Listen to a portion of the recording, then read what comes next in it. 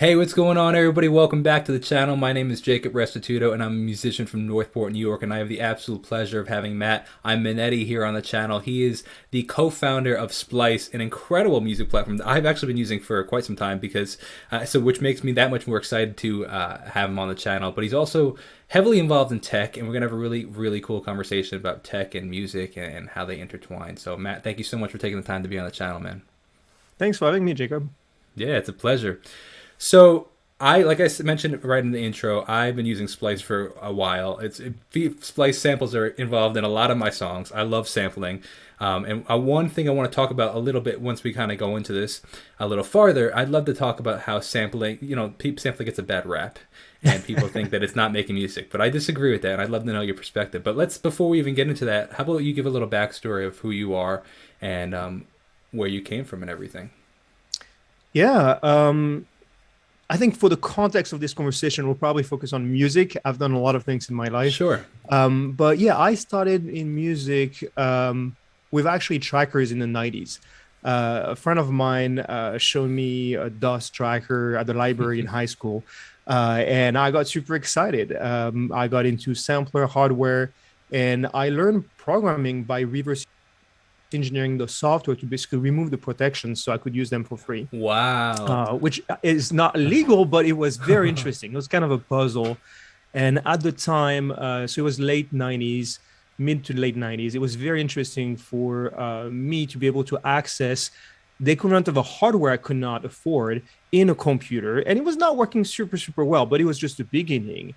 And that became kind of a puzzle of both learning how to program and remove those protections, and at the same time testing them, making sure that all those time bombs were being removed, and working with people who were very good technically but didn't know how to use those tools. So I had a lot of fun. I remember one of the first MP3 encoder was actually cracked because you had to pay for it back then, and the Wow. cracker made it like 10 times faster. And to me, that was just like mind blowing. So I saw all the software coming up. I remember the first version of Ableton Live, we cracked it, and I thought it was so bad we should never release it. It was Wait, so like, let it me doesn't interrupt you reach the super quality quickly. Can you standard. define for those Yeah. that don't know? Can you define what you mean by cracked?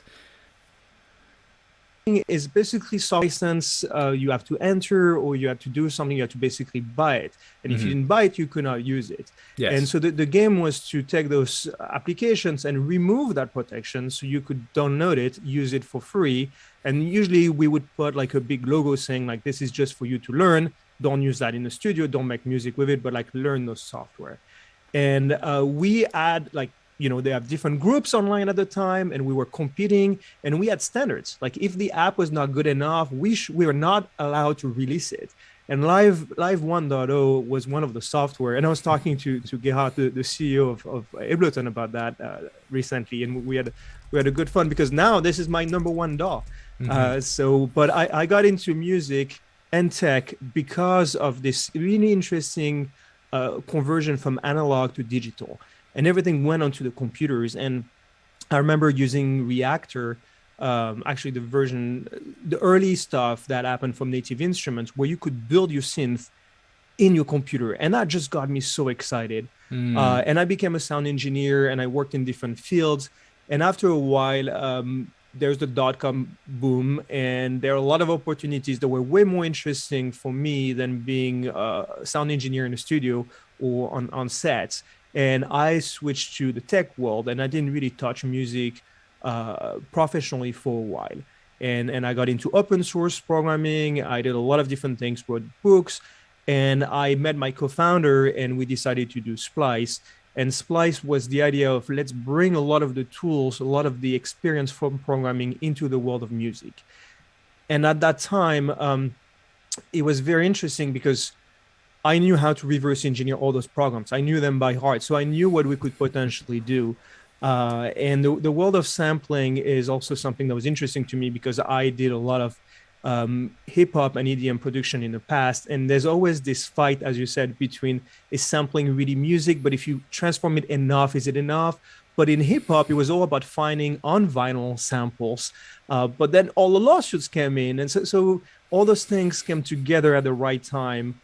We convince investors to come with us, and we built Splice. And now I'm so excited to see, every time I hear a song on the radio, and well, don't really listen to the radio anymore, but on Spotify or on YouTube, and hearing that the samples coming from Splice, that just gets me excited, because that means we helped musicians make music. They reached the goal of shipping that track. Yeah, that is fascinating. And I was doing research for, like I said before, we had our interview, and I was very impressed by your bio. Like you mentioned, from music to tech, but like there's a lot of spanning in between. Like there's a lot of that you do a lot of things, and I find that your cross breed between the music world and the tech world super fascinating, because there's not a lot of musicians that are super techy, but you're on a whole nother level of tech than I am, but I appreciate tech for sure. But then there's other musicians that are like, I don't even know how to plug my guitar in, you know what I mean? So and I feel like more musicians end up, being less techy, or they super focus on the tech of their instrument, whether that be guitar, so they'll really get into guitar pedals or something like that. Yeah. But they never really, 95% of musicians don't know how to record in Ableton or Logic, or, they don't get into that tech. So I find that super fascinating. I think that's changing. I agree. You will see that the younger generation that's true. Way more. And actually, I find that a bit sad. Like the fact that you have to learn so much how to use a DAW is really hard. Like I have kids, and I love how we just get to make music together. But the fact that they have to learn something that looks like Excel spreadsheet is not right. Yes. And I remember when FL Studio came in, Fruity Loops at the time, the reason why it was picked up is because it was fun to use. Yeah. And Goal, the creator, had like a lot of those like gaming stuff in his mind, and he brought that up. Music production should be fun, and that's why you can take your guitar or your piano and start making music. When you have to deal with a computer, you actually have to learn a lot of things that is not related to making music, but at the same time so useful. You kind of deal with it. Yeah. Well, I'm curious if that level of entry was always there. It just became more accessible to more people, in the sense that when you went to a studio 50 years ago, it was an analog studio. I still don't know how to use it. Like I barely know how to use an SSL analog board, but they had the people that would do it for you. But it was so expensive. Now you pay $100. You know how to use it. You didn't know how to use it maybe very well. You could not get the same sound as them, but you knew how to plug those things in. I mean, something with a sampler. If you have an MPC, it was not that hard to use. Mm-hmm. That's a great point. So, but you're right. I would definitely say the younger generation is leaning more and more towards the learning it themselves and going into the studios. Even though I would say my generation, though, I'm surprised. I guess I would agree with you. I would say even the younger generation than me, because I see a lot of them. But a lot of my friends that grew up with making music still have no clue, and they still think they have to go to a studio, and it's so fascinating. I'm like, man, I'm so grateful that I had the opportunity to learn this, because I can come down to my studio whenever I want and start to record, and rather than having to wait to go to buy a set, rent the session, or whatever the case is. It's so fascinating, the change in music.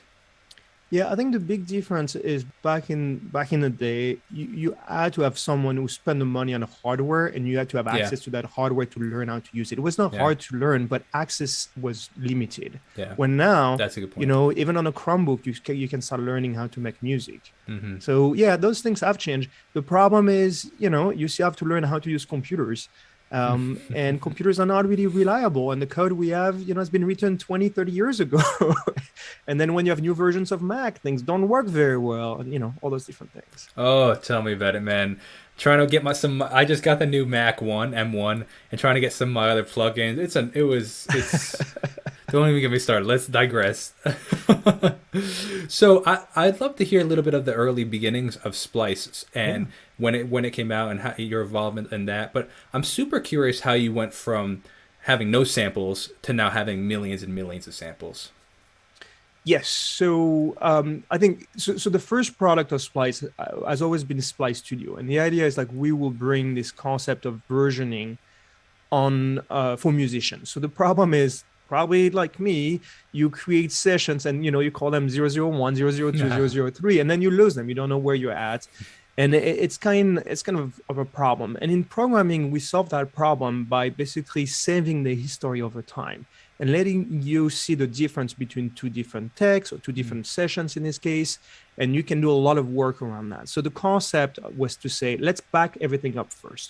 Let's find all the dependencies, meaning all the files you might be using, the plugins you have, all the settings, and let's solve the problem of collaboration. So you and I are making a track together, and you should not have to deal with me sending you a hard drive, or you have to basically pass USB keys and things like that.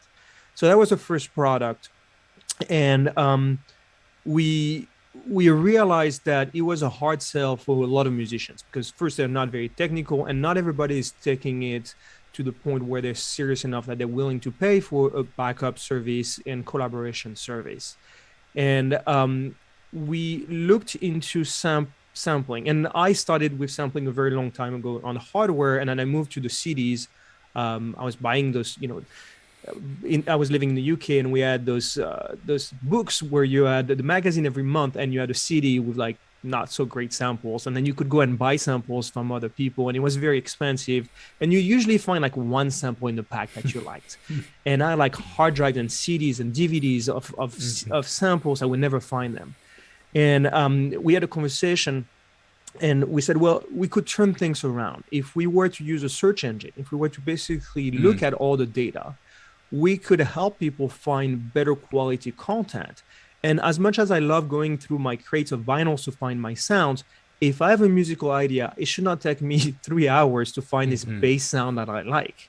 Yeah. So we're like, well, let's think about it, and let's see what we can do. We need a big enough database of sounds, and we need to analyze that, and we need to find a way of making it really available online and on the machine, and also so you can go from one machine to the other, and everything will track the samples for you. And that's how it started. Then we found some partners that made some samples available. So at first we started with third-party libraries. Then we went directly to producers. We knew that producers knew what was good. Yeah. We know that most of the samples are produced, all over the world, and people tell them like, "Hey, I need this type of sound. Go and do it." And we know some companies are a bit shady, and they just go and find some tracks and then chop them up, and that's not what we wanted to do. But we wanted to find a way to get producers to share what they thought was really important. And also we wanted them to benefit from that. We wanted to financially support them because we knew it's hard to be a producer. Most producers don't make that much money. But if you're a sound designer and a producer, you know what people want. And that's not really the secret sauce. Like this, the 808 sound you will use, it's not going to make or break your track. But if you don't have that sound, it might just not be quite there. So what I'm trying to say is like producers know what is needed for other producers, and sharing that will not make them lesser of a producer. Wow. And we found a lot of producers who were interested in that. They already do that. Like I would go in studios and I would see those producers who trusted each other sharing samples with each other. You take people like Mike Dean, who's a big hip hop producer. He has a hard drive of samples, and people are dumping samples there, and he's sharing with some other people he trusts, and they're making beats together. Yeah. And we're like, why not putting that online, making that available to everyone, and finding a business model for everyone behind it? Yeah. So we supplemented that, and we decided to feature those producers because we knew the producers behind the big stars, and we knew all those producers behind those big tracks, and we wanted to give them the exposure they deserve. Yeah. How did you guys get in touch with the producers? Like, did you guys have industry connections, or is it just all cold calling? No, we knew people in the industry. Yeah, we had a lot of contacts. So we had a team of people doing kind of A&R. When we were doing purely the studio side of things, we were talking to investors. We were talking to producers. Some of our investors were music people directly. And I think my music background helped us because I could go in the studio and I could sit down with producers. We could have a discussion. And usually, the main artist is interesting, but I'm definitely more interested talking to the person behind the computer and making music. So we would have those discussions, and, we would find those very talented artists that come up with those amazing sounds. And I remember the first time I heard the sample pack from Sophie. It was so amazing. I was like, wow, she put all her sounds in this thing. This is so, so good. And that I think there was a respect for those people. Our team is really amazing and really knew how to find those people at the right time. And we got some really big hits. And also we paid people very well. let's be honest, producers were getting paid a decent amount of money when usually producers don't get paid that much. Yeah, that And brings that really made a producers for difference. sure. Good Yes. producers would talk to their friends and they would know, like, hey, Splice is actually paying. And so we got really good content coming in. We feature them. There's a lot of exposure that comes behind it. We had the charts, we had all those different things. And we also ranked the content based on usage. So we have this algorithm that would check, how often a sample is being used, liked, and everything else. And that would boost your sample in the ranking depending on how you set up your UI. And you would see producers kind of challenging each other, be like, hey, I want to be at the top. And we had people like Niles Kashmir, who did amazing with some of his packs and talked to everyone about it. Yeah, I mean, I use plenty of Cashmere sounds, absolutely. So that is super fascinating. I respect the fact that you guys paid the artist well, and I think that that's just an oversight in just business. It's like people don't realize that, yeah, it costs more in the short term, but in the long term, like you guys are an industry professional or an industry standard now. Like there's a lot of sampling out there, but Splice does it, I think, the best. I've used a lot of them, and I really like the way you guys do it. So that's you said a lot of really interesting things in there. One of the things I want to kind of talk about is you mentioned all the samples that you guys have. I know that Splice is 100% royalty free. Yeah. So what royalty free, that for people that don't know, is it means you don't have to pay anybody to use them, and they're free to use. But I'm curious how that works in the sense of, like, if I use a song or a sample and put it in a song, and that song goes on to win a Grammy. Now that sample, like, it has a very distinct sample in that from Splice, say, like a guitar riff or something like that. Now, obviously, somebody else can use that. How does that work? It's just anybody can use it an unlimited amount of times? So a lot of Grammy awarded songs use Splice sounds. Yeah. And that happens all the time. And yeah, that's the game. I mean, take it, do something else with it. But you will see first, everybody's going to call you out on that. It's like, why are you taking the same thing? And two, yeah, it is yours to do whatever you want with it. That's the concept of royalty free. And I think the reason it was very important to, at least to me, is because I saw so many of my friends getting sued or losing so much money by having to give big chunks of their revenue because they were using a sample. And I'm like, that's not right. And we need to make sure that producers are being paid enough so the if someone uses their samples, they get rewarded. But at the same time, you need to give the freedom for any producers to actually make it and create a great song. And often a sample is just not enough. It's just a small part of what you use in the song. You need everything else behind it. Absolutely. It is so fascinating, though, with how much music is made out there. And to hear from that, I guess maybe because many artists will go to like the popular page, like, of the Splice and get samples from there, myself included. But I've heard songs and I'm like, oh, I've used that sample before. Yeah. It's like it's just in a different key. Or like subscribers have reached out to me, be like, hey, are they using your song like with like it'll just be a piano part in the background, say for like a talking video like this, and it'll be the chord, but it'll be the chord progression to one of my songs that I've actually used. And it's so funny. It's like, oh wow, that's so fascinating to see how many people use Splice and how many people come across the same samples and use them differently. It's so fascinating. I was talking to a producer friend of mine who was telling me, like, he does the inverse. So he will only look for samples that are not popular because he doesn't want to get one of the samples someone else will use. And yeah, it's funny to hear the same sample in a few songs and you see how it was being treated. But I think what's really amazing is that we are giving the opportunity for any producers to do the same thing. So you heard this, the reggaeton song that's really big right now. It uses like 2 of Splice samples. You could have done the same song. Why didn't you? You had access to the same tools, the same everything. I love that, man. Now it's up to you to do it. That is so good because it just levels the playing field and it says, hey, only it creates the equality. You got to be quality to make it somewhere. I like that. I appreciate that. That's really cool. And it's cheap. Like I think we really tried hard to keep the price decent, like making sure that we know most musicians don't make that much money, and making sure that they can afford it. That is a great point. It is actually very affordable, and it's one of those because the way it works, you keep all the I know that you keep all the samples when you cancel, but you get a certain amount of credits every month. Do you lose the credits that you have if you stop paying? I would have to check on that. I'm not involved with that anymore. Yeah, that's fine. I know that you keep your samples for sure. Yeah. From a credit perspective, I'm not sure exactly how that works, but I know you can put your account on hold. Okay. So what you can do is, if things are a bit tough right now, you can put it on hold. Something for rent to own on the plugins. So, if you can, I know you can, you can find ways of basically, we understand musicians sometimes have a hard time, and you don't want to choose between food or making music. That's not a right choice.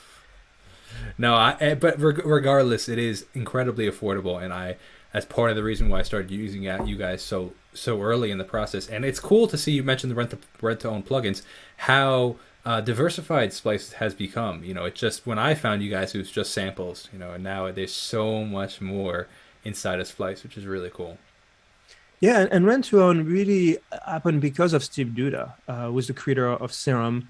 And he's a friend of mine, and we had a discussion about how we could make Serum more affordable, because you're telling me, hey, I'm getting emails from people and they're telling me, it's a bit expensive and I can't afford it right now.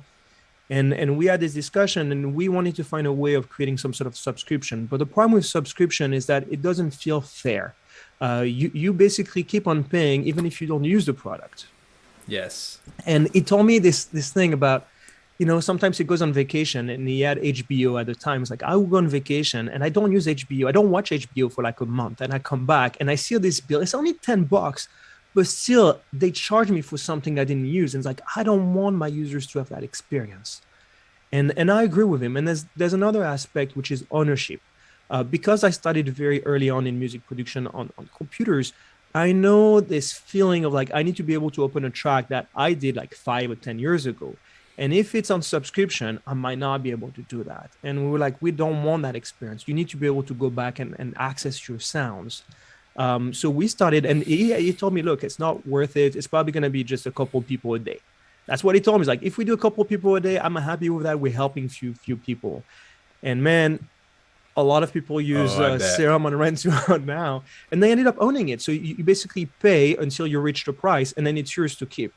And that has been really a great experience, both for Serum users, for Serum itself. And Steve has been very happy that he was able to support people who cannot always afford, a tool that is way cheaper than hardware, but still $169 or something.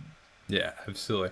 I appreciate the subtle comment on, you mentioning the fact that you open a project 5 years later, you can't open it because it's a subscription. No company names, but I've definitely experienced that. It's like, shoot, man, I this vocal plugin that I used 5 years ago, I have to renew the subscription just to open up that for it to sound. Oh, it's frustrating, and it puts a bad taste in your mouth. So, you guys did it right, and I think that's really showing in the company. Well, one thing I would love to see, and not being involved on day to day, I cannot say that's something that's coming up or not, but I would love for plugins to be able to work with other friends. So if you and I are working on the track and I bought it, you should be able to use it. And maybe you cannot change the settings, right? Like maybe you can just listen to it. Ooh. But it would be fair for you to be able to listen to it. And that would make collaboration, I think, much, much better. And easier. That is a big problem of collaboration. Yeah. Wow. You can freeze your tracks. You have ways around it, but it's not the same. So I would love for that. I've been asking DAWs, at least DAWs who have like advanced plugins. So, if you use Live, you have different, based on the price point, you might have plugins that you don't have access to. And I'm like, it would be nice if you had that. And then other plugins, especially popular plugins that everybody have, but not everybody can afford them. It would be nice to be able to have a solution like that. That is really interesting, man. It's almost, to some degree, this is a completely random, and I think most people would not understand this. I don't even know if you're familiar with this, but in something like accounting and like bookkeeping, there's something called an accountant's record or something like that, where it's like if you have QuickBooks, which is like where a lot of people do their accounting, you export this certain file that they can have access to, and it's like they can mess with it, but it's only that little section, and it'd be a really interesting way to do plugins, where it's like, here you can't use this on your other track that you're working on with another friend, but you can use it in this specific setting so that you can finish the track together. That is really interesting. Yeah, and because of my previous experience in piracy, I knew a lot of people were, not paying for plugins. Me included when I was a teenager, right? Like but we wanted to change that. And I think it's still important to keep on pushing that and making it more affordable, especially in use cases where you don't need to really fully use the plugin. So, yeah. we'll see. It's a hard sell for people to tell them you should give this stuff away for free, and those people need that money to also make a living. Absolutely, absolutely. It's super fascinating. Now, I want to talk about you. You in the tech industry tremendously. You do Mhm. a lot of tech stuff. You're a brilliant person.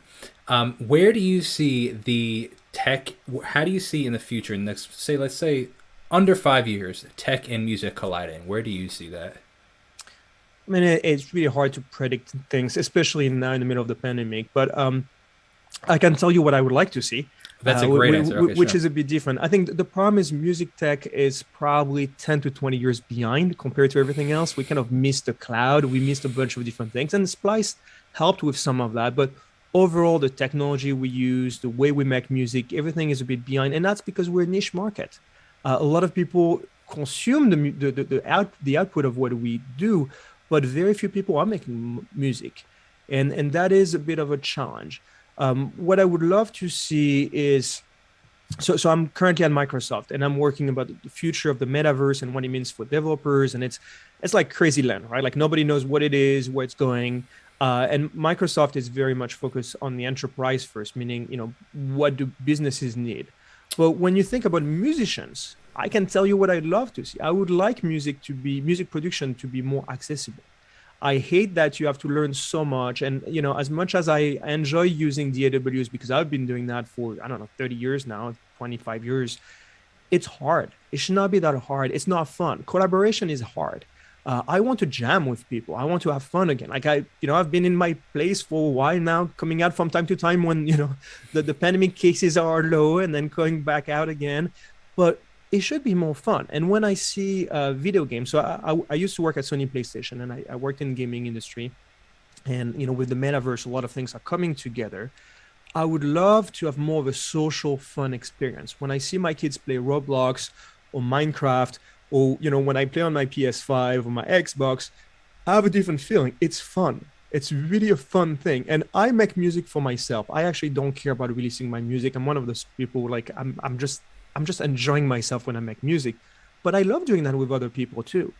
And I would love to be able to just sit down and just have fun.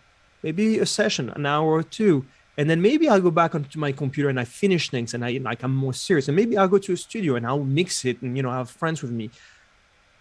But right now the experience is very lonely and it's very nerdy. Like I'm going through presets and I'm turning knobs and I'm like, this is not the fun thing that I have when I'm with my friends or we're just jamming. That is so relatable. Absolutely. Both of those aspects, I think that most people don't realize when they first get it. Either look into the music industry or first get into the music industry. If the three things are how lonely it is, two, how nerdy it can be, and three, how repetitive it is. You listen to this. So I've been doing a lot of live streaming where I create my music on live streaming, get feedback from the subscribers as we're going, or say, hey, what do you think of this? What should we put here?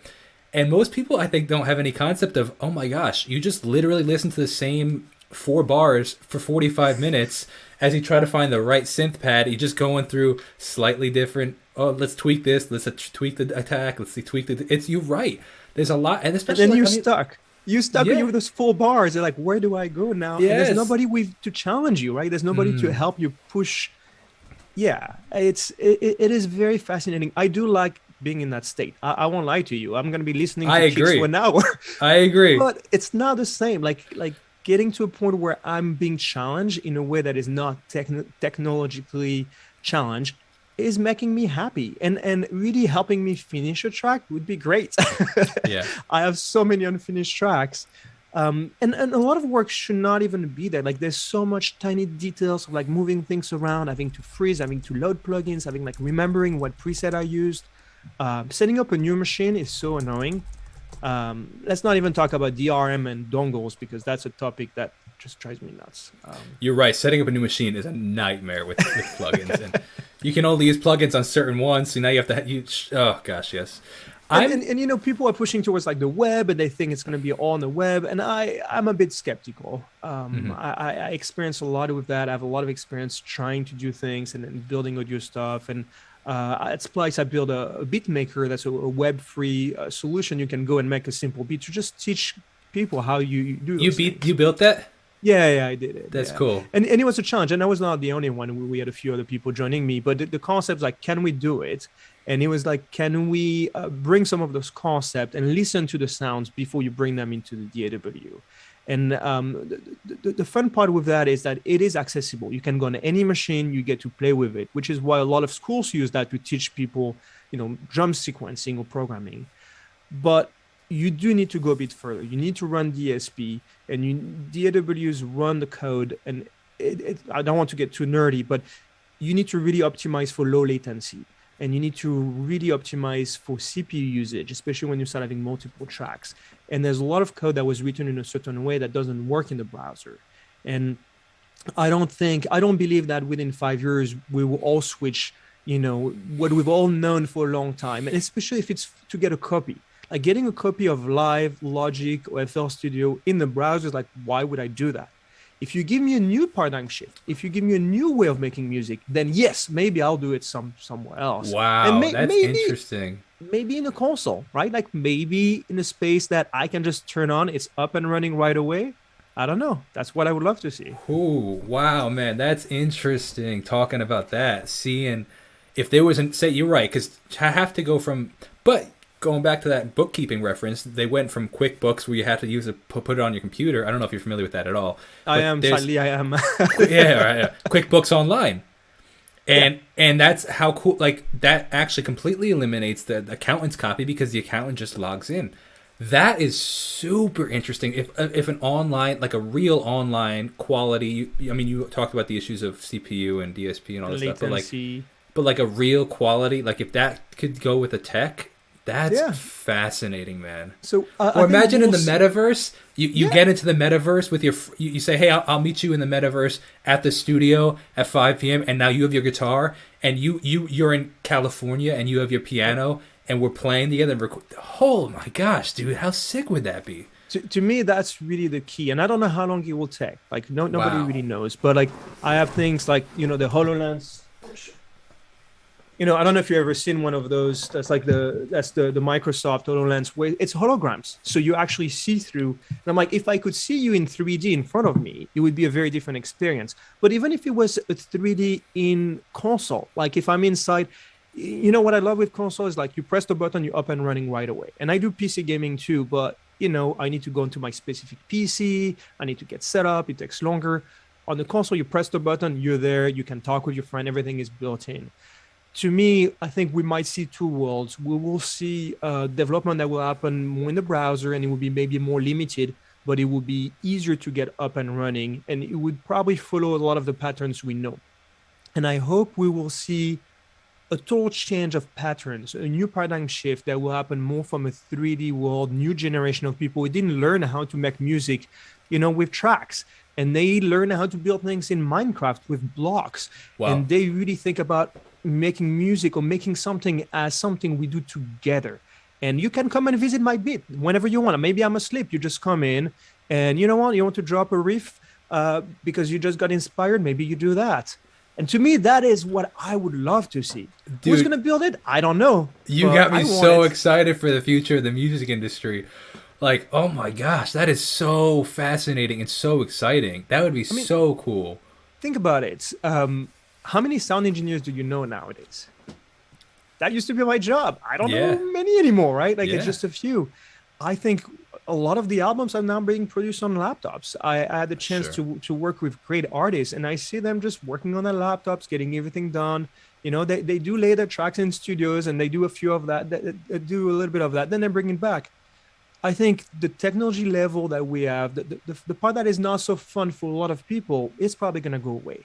And people like us will probably still enjoy that. And I do believe that even if you're building, this metaverse experience to make music, you will probably need to take it and finish it into a DAW where people like you and I will spend hours tweaking the small things and, going very nerdy. And maybe one day we'll do that also in a different space. But this 2D, 3D, AR, VR space will have to come together at one time. I don't know when, but I would love it to be soon. That is so fascinating, man. That is really, really an interesting use case for the metaverse that I had not considered. So I want to be respectful of your time. I know that you have to head off in a sec. the question for you that I was looking through your Twitter and I was reading some of the things, and you mentioned something about Ethereum. So, are you involved in the crypto? Are you interested in that? And So I'm very skeptical about oh, okay. crypto. I started early on. I actually mined Bitcoin in 2010 when I was at Sony PlayStation, and we were just doing that for fun. And we actually lost the computer, and it's probably now a couple $1 billion worth of Bitcoins. And at the What's beginning it of meant to be? Splice, we had Dogecoins. It was like a joke. When someone was doing a good job, we would be sending each other Dogecoins that we'd be just Stop. mining. But we don't know where it is. I asked my Oh co-founder, my he's like, I don't gosh. know. So, for me, it's always been a joke. I do like the concept behind it. And I don't believe it's about decentralization because we see all the system now being centralized. But I think it's about transparency and it's about really being able to see what's going on. Right now, it's too driven by speculation. And I have a problem with that. I also have a challenge around, and that's probably the tweet you saw about the pollution, the impact of cryptocurrency and how we could potentially make it better. But there is something very valuable behind the concept and the vision, and something that I hope we'll be able to get back to once the speculation bubble might just burst, or maybe everybody's making a lot of money, but once we pass the money aspect, there's something behind it that I would love to see. And the same thing for NFTs. I'm not a big fan of NFTs. I'm not pushing for that. I don't believe I get upset every time I hear the term Web3. But But isn't that the metaverse? Isn't well, Web I three the mean, what is metaverse? the metaverse? Nobody knows, right? It's like whatever So you what is want it to Web be. three though? Web3 is just a technology behind it. It's just because people were calling it blockchain and then they were calling it, different things that everybody hated. Now, metaverse, nobody wants to call it metaverse because of Facebook. So people are just finding another term, which is Web3. But none of Oh that is wow. really true in my mind. There are concepts behind it, but we're going to need to evolve. We're just at the beginning of it. And I think the concept of NFTs behind it, what's really interesting is the fact that you have digital assets. And I believe that's really something we need. The way it's being set up right now and the speculation behind it is hurtful in my mind.